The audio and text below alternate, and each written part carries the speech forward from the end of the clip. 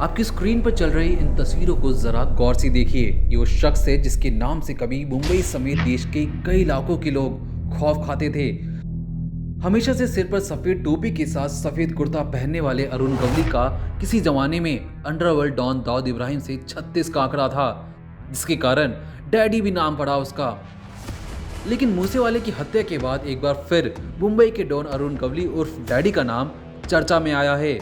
वजह जानकर आप हैरान हो जाएंगे कि आखिर पंजाब में चली गोली का कनेक्शन डैडी उर्फ अरुण गवली के साथ क्यों जोड़ा जा रहा है। तो आइए जाने जेल में बंद अरुण गवली और मूसेवाले हत्याकांड का दरअसल पूरा माजरा क्या है। आपको बता दें कि अरुण गवली को 90 के दशक में मुंबई का सुपारी किंग माना जाता था। एक दौर था जब मुंबई में गैंग वॉर जोरों पर थी। उस वक्त सारे गैंगस्टर खौफ से देश छोड़कर भाग रहे थे, लेकिन तब डैडी ने अपने पैर जमीन पर जमाए रखे, जिससे उनको दाऊद का कट्टर दुश्मन भी माने जाने लगा।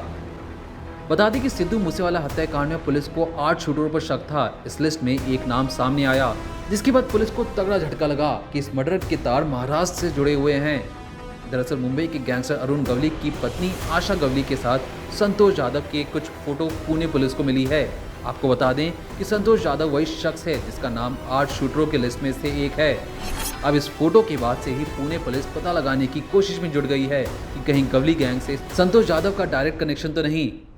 और हो ना हो, पुलिस को ये बात अंदर ही अंदर खाई जा रही है कि मूसेवाले की हत्या में शामिल संतोष यादव और डॉन अरुण गवली की बीवी के साथ फोटो का क्या मतलब है।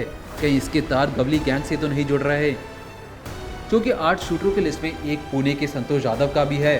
पुलिस के मुताबिक शूटरों की असली पहचान अब सामने आ गई है, जिनमें से एक आरोपी मनप्रीत सिंह मन्नू की तो पंजाब से गिरफ्तारी भी हो चुकी है, जबकि आगे जांच में जो सामने आया उसमें पता चला कि 3 शूटर्स तो पंजाब से हैं और बाकी के 2 शूटर्स महाराष्ट्र और 2 हरियाणा से। वहीं एक शूटर के तार राजस्थान से जुड़ते नजर आ रहे हैं। कारण तो त्याच्या वडिलांनाच जास्त घाबरत होता।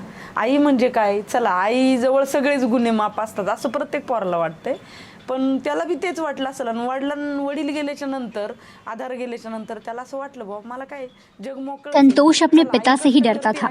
माँ मतलब क्या? बच्चों को तो लगता है कि माँ के पास तो सारा गुनाह माफ होता है। संतोष को भी वही लगता। उसके पिता का साया उठ जाने के बाद उसे लगा कि माँ तो मेहनत करके घर संभाल ही रही है। फिर तो वो बाहर ही ज्यादा समय बिताने लगा। मेरे मना करने के बाद भी वो नहीं सुनता था। संतोष अपने दोस्तों के साथ बिगड़ने लगा। एक वर्किंग माँ कितना ही समय घर पर दे पाती, लेकिन फिर भी मैं बहुत समझाती थी, वो बिल्कुल नहीं सुनता था। बच्चों पर बाहर के माहौल का खास असर होता है, जिसका परिणाम उस पर भी पड़ा। अपनी उम्र से बड़े लोगों से दोस्ती करता था। हम उम्र दोस्त होते हैं, लेकिन उसकी दोस्ती उसके उम्र से 20 साल बड़े लोगों से थी। तो ऐसे में वो बुरी संगत में पड़ा, जो उसके लिए घातक साबित हुआ। बाप नहीं था, लोगों को पता था कि संतोष कुछ भी कर सकता था। यही फायदा उसके दोस्त और समाज ने लिया। कोई भी उसे 2 रुपए देकर किसी को मारने को कहता तो वो कर देता। यही सब उस पर असर कर गया। काय भी करू शकतो आणि हे सगळं त्याच्यावर पडलेले आणि बाहेरच्या जगामुळेच किंवा बाहेरच्याच गोष्टीमुळे त्याच्यावर सगळे परिणाम झाले। बताते चलें कि सिद्धू मूसेवाले मर्डर केस में पंजाब पुलिस ने महाराष्ट्र पुलिस से मदद मांगी है। दरअसल पुणे के संतोष यादव पर पुलिस को गहरा शक था, जिसके बाद तो पंजाब पुलिस ने मूसेवाले कांड से जुड़ी अहम जानकारी महाराष्ट्र और पुणे पुलिस से शेयर की है, जिससे उनको जांच में मदद मिल सके। अब पुलिस संतोष को ढूंढने में एड़ी चोटी का जोर लगा रही है, लेकिन फिर भी पुलिस के हाथ खाली के खाली हैं।